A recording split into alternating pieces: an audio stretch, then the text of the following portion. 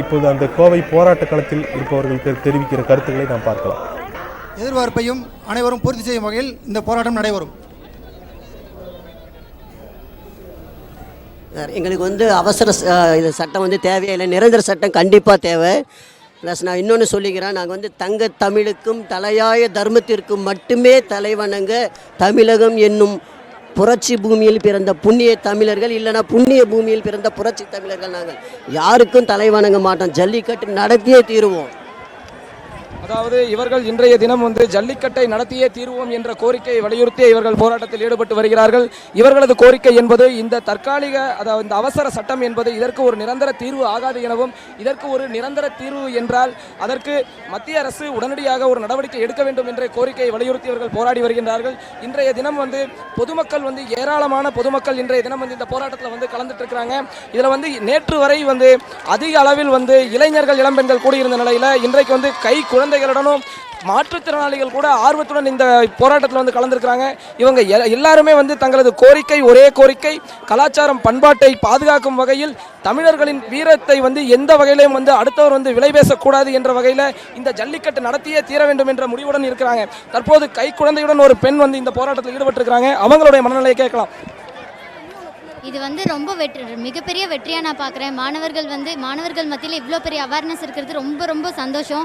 இதுக்கெல்லாம் இவங்க அரசு மட்டும் காரணம் கிடையாதுங்க, இலுமினாட்டிஸ்ங்கிற பெரிய கும்பலே இருக்குது இதுக்கு பின்னால். இதை பற்றி நீங்கள் கூகுள் தயவு செஞ்சு மாணவர்கள் சர்ச் பண்ணி பார்த்து இதை பற்றி தெரிஞ்சுக்கணும். இனி நம்மளை எதுவுமே அசைக்கவே முடியாது.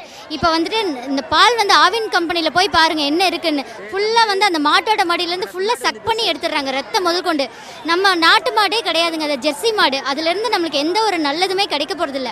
நம்மளோட நாட்டு மாடு வேணும், நம்மளுக்கு நல்ல பால் வேணும். அதே மாதிரி தாங்க எல்லாமே. அந்த காலத்துல எல்லாம் நம்மளோட மூதாதையர் என்ன பண்ணாங்க, லக்ஸ் சோப்பு டவ் ஷாம்பெல்லாம் யூஸ் பண்ணாங்களா? கிடையாது. எல்லாம் நாட்டு மருந்து கடைக்கு தான் போனாங்க, கடலை மாவு மஞ்சள் தான் யூஸ் பண்ணாங்க. இப்பெல்லாம் அப்படி எதுவுமே கிடையாதுங்க. இது எல்லாமே விளம்பரம் விளம்பரம் விளம்பரம் விளம்பரம். இது விளம்பரத்தை எதுவும் நம்பாதீங்க. அடுத்த சந்ததிகள் உங்களுக்கு இல்லாமையாக போயிடும். இந்த மாதிரி நடந்தீங்கன்னா அடுத்த சந்ததியே உங்களுக்கு இல்லாமல் போயிடும். ஸோ தயவு செஞ்சு எல்லாரும் ஒரிஜினாலிட்டியை தேடி போங்க. நாட்டு மருந்து கடைகள்லையும் ஒரிஜினாலிட்டியும் தேடி போய் நல்லா எல்லாரும் இருக்கலாம். இந்த மாதிரி குழந்தைங்க வருங்காலத்தில் எல்லாம் தெரிஞ்சுக்கணுங்கிறதுக்காக தான் இந்த போராட்டமே. வருங்காலத்தில் எல்லாமே நம்ம கலாச்சாரம் எல்லாமே தெரியணும். இப்போ இன்னைக்கு நேற்று நடந்த கலாச்சாரம் இல்லை, இது நம்ம ஆதி காலத்துலேருந்து நடந்த கலாச்சாரம்.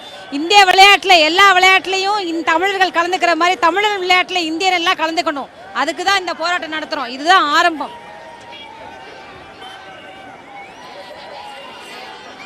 ஜல்லிக்கட்டுன்னு சொல்லி நாங்கள் எங்கள் உயிரவே கொடுப்போம். நாங்கள் ஆச்சா இது நீங்கள் அங்கே அலங்காநல்லூரில் நீங்கள் மாட்டை விட்டாதான் நாங்கள் போராட்டத்தை நிறுத்துவோம். அது வரைக்கும் நிறுத்த மாட்டோம். 6 மாதம் அவசர சட்டம்னு 6 மாதம் கொண்டு அதுக்கப்புறம் நிறுத்தக்கூடாது. அதை முழுமையாக முன்னேற வரைக்கும் நம்ம போராடுவோம். முழுசாக வரணும் எங்களுக்கு. அதுதான் எங்களுடைய தீர்வு. தமிழ்நாட்டில் எல்லா பக்கமும் ஜல்லிக்கட்டு நடக்கணுங்க. மதுரை மட்டும் இல்லை, எல்லா பக்கமும் நடக்கணும். எப்பயுமே நடக்கணும், வருஷம் நடக்கணும். இது அவசர சட்டம் மட்டும் வேணாம், நிரந்தரமாக சட்டம் வேணும். ஆமாம், நாங்கள் இங்கே ஜல்லிக்கட்டுக்காக மட்டும் கூடலை, தமிழர்களோட மொத்த உரிமைக்காகவும் நாங்கள் இங்கே கூடியிருக்கோம். எங்களுக்கு விவசாயத்தை நாங்கள் காப்பாற்றுவோம், கண்டிப்பாக காப்பாற்றுவோம். யங்ஸ்டர்ஸான நாங்கள் கண்டிப்பாக இதை சாதிப்போம். நேற்று சிஇஓ ராதாராஜன் ஃப்ரீ செக்ஸ்னா மெரினா பக்கம் வருவாங்கன்னு சொன்னாங்க யங்ஸ்டர்ஸ்.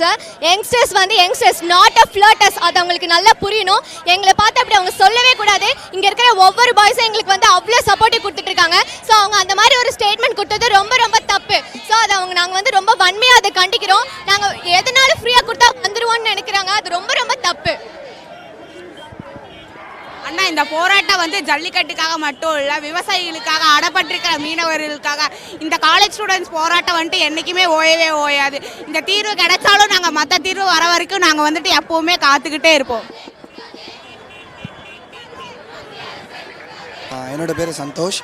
அதாவது எங்கள் நாட்டு காளைகள் எப்பொழுது வாடிவாசல் திறந்து அதன் வழியாக எங்களது காளைகள் எப்பொழுது வெளியில் வருதோ அப்பொழுது தான் நாங்கள் சுதந்திர தினத்தை அதாவது முழு சந்தோஷத்தோடு கொண்டாடுவோம். அப்படி இல்லைன்னா கருப்பு கொடி ஏற்றி வச்சு தான் கொண்டாடுவோம். ஏன்னா அந்த சுதந்திர தினத்துக்குள்ளே அவசர சட்டத்தை பிறப்பித்து ஏதாவது ஒன்று பண்ணி எங்களுடைய போராட்டத்தை கலைக்கணும்னு ஏகப்பட்ட பேர் சூழ்ச்சி பண்ணுறாங்க.